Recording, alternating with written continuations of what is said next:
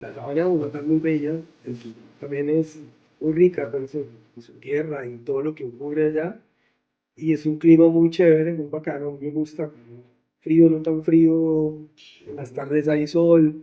Y eso es una reconexión bacana porque de pasar a grandes ciudades, yo había estado también en Estados Unidos un tiempo. eh, y por supuesto en Bogotá, que es una ciudad, pues está la ciudad de la furia y en ese ritmo que te requiere Bogotá, hasta que llega un punto en el que tú dices, no, quiero hacer un break y vamos a poner un poco de silencio, poder caminar un poco. Cuenta que pasó un tiempo viajando, pero la llegada de la pandemia lo llevó a replantear muchos de sus planes y a mirar su vida con otra perspectiva. En Cali y México estuve moviéndome bastante y pues llegó lo que todos sabemos, la popular pandemia, entonces la pandemia pues cambió mucho la forma de vivir,